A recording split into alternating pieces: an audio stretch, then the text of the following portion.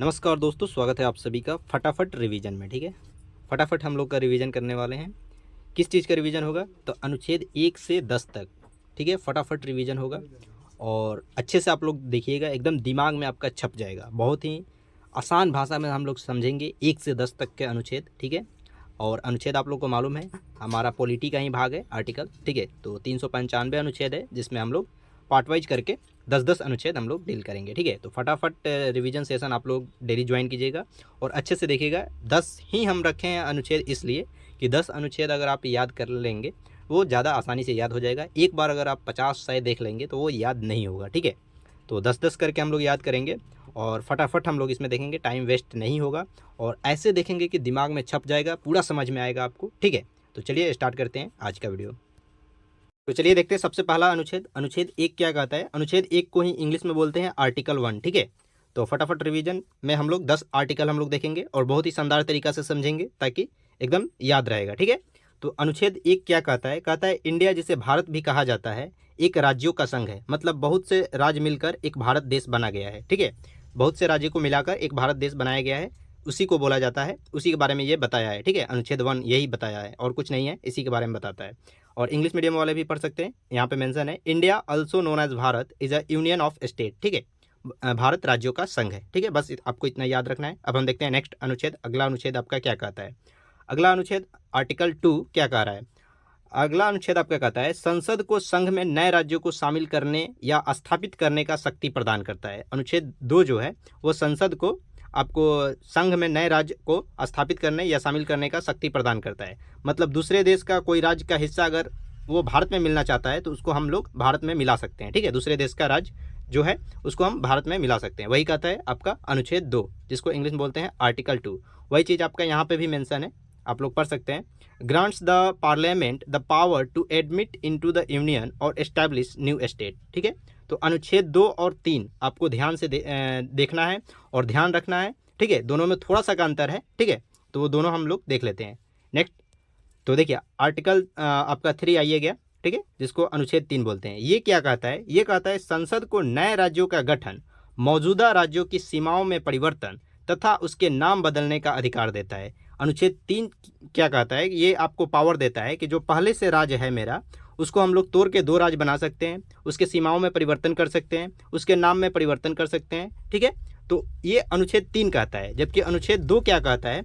अनुच्छेद 2 कहता है कि दूसरे देश का राज्य मिलाकर हम अपने भारत में मिला सकते हैं। जबकि अनुच्छेद 3 क्या कहता है? अनुच्छेद 3 कहता है जैसे कि मेरे पास पहले से ऑलरेडी कोई एक आपका राज्य है, इसको तोड़कर 2 राज्य बना सकते हैं, जैसे कि बिहार और झारखंड। ठीक है, तो इसको तोड़ के हम 2 राज्य बना सकते हैं, नाम परिवर्तन कर सकते हैं। ये अनुच्छेद 3 कहता है। लेकिन अनुच्छेद 2 कहता है कि दूसरे देश का राज्य अगर मिलना चाहता है भारत में तो उसको हम मिला सकते हैं। ठीक है, तो बस यही अंतर है। आप लोग को समझ में आ गया होगा। जिनको समझ में आ गया होगा नीचे कमेंट करके आप लोग बता सकते हैं। ठीक है, और इंग्लिश मीडियम वाले पढ़ लीजिएगा। अगर हम पढ़ना स्टार्ट करेंगे तो बहुत ज़्यादा टाइम लगेगा, मेरा फटाफट रिवीजन का कोई मतलब नहीं रह जाएगा। ठीक है, तो फटाफट हम लोग को आर्टिकल रिवाइज करना है। ठीक है, देखते हैं अब हम अगला अनुच्छेद आपका क्या कहता है। देखिए अनुच्छेद 4 क्या कह रहा है, अनुच्छेद 4 के बारे में भी जान लेते हैं। अनुच्छेद 4 क्या कहता है? कह रहा है ये अनुच्छेद 2 और अनुच्छेद 3 को अनुच्छेद 68 से अलग रखा गया है। ठीक है, ये बात आपको ध्यान रखना है कि अनुच्छेद 68 से अनुच्छेद 2 और 3 को अलग रखा गया है। अर्थात इसका मतलब क्या हुआ? अलग रखने का मतलब, अलग रखने का मतलब ये हुआ कि अनुच्छेद 2 और 3 में संशोधन साधारण बहुमत से हम लोग कर सकते हैं। ठीक है, साधारण बहुमत से हम लोग कर सकते हैं। जबकि 368 आपका कहता है कि 2/3 बहुमत चाहिए। ठीक है, मेजोरिटी चाहिए। इसमें हम साधारण मेजोरिटी के साथ भी हम लोग आपका क्या करते हैं, परिवर्तन कर सकते हैं। ठीक है, अनुच्छेद 2 और 3 में। ठीक है, तो इसीलिए यहाँ पे लिखा गया है आपका कि अनुच्छेद 2 और 3 को अनुच्छेद 368 से अलग रखा गया है। इसका मतलब क्या हुआ? अर्थात करके मीनिंग यहाँ पे आपको बताया गया है कि अनुच्छेद 2 और 3 में संशोधन साधारण बहुमत से कर सकते हैं। ठीक है, तो आप लोग को ये समझ में आ गया होगा। वही चीज़ यहाँ पे इंग्लिश मीडियम में भी मेंशन है। Article 2 and 3 are excluded from article 368। That is to say article 2 and 3 can be amended by simple majority. ठीक है, अब हम देखते हैं नेक्स्ट अगला अनुच्छेद क्या है और क्या बताता है। देखिए अनुच्छेद 5 क्या कह रहा है?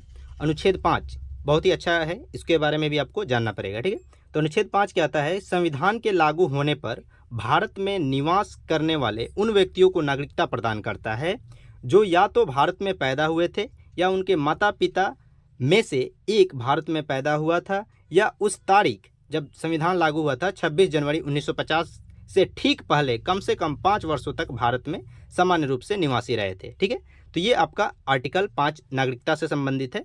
ये बताता है कि कौन कौन भारत के नागरिक हो सकते हैं जब अनुच्छेद लागू किया गया तब। ठीक है, तो अनुच्छेद जब लागू किया गया, अगर उससे पहले आप रह रहे हैं या आपके माता पिता रह रहे हैं तो आप भारत का नागरिक हैं, या जब अनुच्छेद लागू हुआ 26 जनवरी 1950 को, तो अगर आप उससे पहले 5 साल कम से कम रहे हैं भारत में तो आप भारत का नागरिक हुए हैं। ठीक है, तो अनुच्छेद 5 आपका क्लियर हो गया होगा, आर्टिकल 5। अब हम देखते हैं नेक्स्ट अगला क्या है। ठीक है, यहाँ पे वही चीज़ इंग्लिश में भी मेंशन है, इंग्लिश मीडियम वाले तो पढ़ सकते हैं, समझना है यहाँ पे केवल। ठीक है, और जिनको पढ़ना है वो पढ़ सकते हैं। ठीक है, वही यहाँ पे मेंशन है।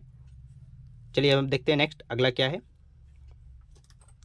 तो देखिए नेक्स्ट आपका देखते हैं। देखिए अगला अनुच्छेद क्या कह रहा है, अनुच्छेद 6। अनुच्छेद 6 क्या कहता है, यह अनुच्छेद पाकिस्तान से भारत आए व्यक्तियों की नागरिकता से संबंधित है। मतलब कुछ लोग जो पाकिस्तान से भारत आए हैं, जो लोग पाकिस्तान से भारत आए हैं उनके नागरिकता से संबंधित है, तो अनुच्छेद ये 6 कहता है। ठीक है, आर्टिकल 6। ठीक है, अनुच्छेद 6। नेक्स्ट देखते हैं अगला क्या है।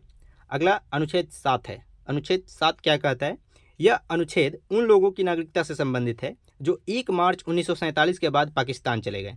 मतलब जो लोग पाकिस्तान से आए वो 6। ठीक है, जो लोग पाकिस्तान से आए हैं उनके लिए अनुच्छेद 6 है, लेकिन जो 1 मार्च 1947 के बाद पाकिस्तान चले गए हैं उनके लिए अनुच्छेद 7 है। ठीक है, तो दोनों पॉइंट आपको क्लियर रखना है। ठीक है, 6 रहेगा। अगर पूछेगा कि आर्टिकल 6 में या अनुच्छेद 6 में क्या है, तो आर्टिकल 6 में या अनुच्छेद 6 में नागरिकता ही संबंधित है जो पाकिस्तान से भारत आए हैं। ठीक है, और जबकि अनुच्छेद 7 में नागरिकता से ही संबंधित है, लेकिन इसमें 1 मार्च 1947 के बाद जो पाकिस्तान चले गए भारत के लोग उनके लिए है। ठीक है, अब हम देखते हैं नेक्स्ट अगला अनुच्छेद आपका क्या है। देखिए अनुच्छेद 8 क्या कहता है, अनुच्छेद 8 के बारे में भी समझिए।